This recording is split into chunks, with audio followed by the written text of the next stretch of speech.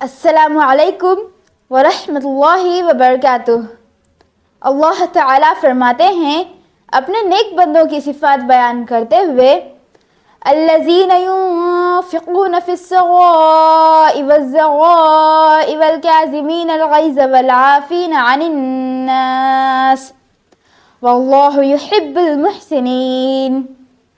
جو لوگ آسانی میں، سختی کے موقع پر بھی اللہ کے راستے میں خرچ کرتے ہیں، غصہ پینے والے اور لوگوں سے درگزر کرنے والے ہیں، اللہ تعالیٰ ان نیک کاروں سے محبت کرتا ہے، بدلہ لینے سے معاف کرنے والا بڑا ہوتا ہے۔ سیدنا ابو ہریرہ رضی اللہ تعالی عنہ سے روایت ہے کہ رسول اللہ صلی اللہ علیہ وسلم نے فرمایا، صدقہ مال میں کمی نہیں کرتا اور بندے کے معاف کر دینے سے اللہ تعالیٰ اس کی عزت بڑھا دیتا ہے، اور جو آدمی بھی اللہ کے لیے عاجزی اختیار کرتا ہے اللہ تعالیٰ اس کا درجہ بلند فرما دیتا ہے۔ اچھا انسان وہی ہے جو معاف کرنا جانتا ہے۔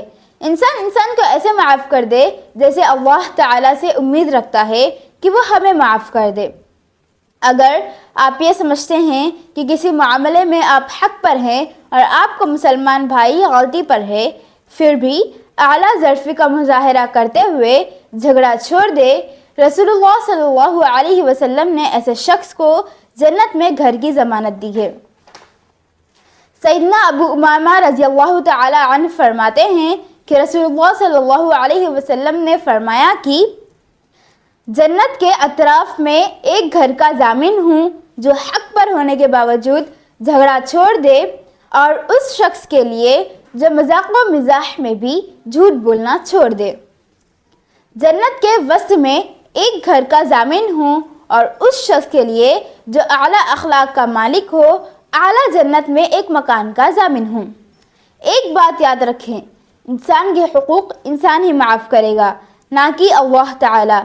اگر ہم نے کسی کا دل دکھایا ہے یا کسی کے ساتھ برا کیا ہے، جب تک ہمیں وہ انسان معاف نہ کرے گا جس کے ساتھ ہم نے ایسا کیا، تو اللہ تعالیٰ بھی ہمیں معاف نہیں کرے گا۔ دنیا کا سب سے مشکل کام اپنی اصلاح کرنا ہے۔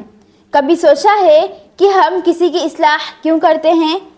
تاکہ وہ غلط چیز سے بچ سکے، اور ہم یہ کام اللہ تعالیٰ کی رضا کے لیے کرتے ہیں، نہ کہ دنیا والوں کے آگے نمبر بنانے کے لیے۔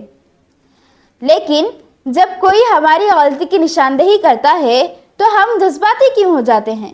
غصہ کیوں کرتے ہیں؟ نشاندہی کرنے والے کو برا کیوں سمجھتے ہیں؟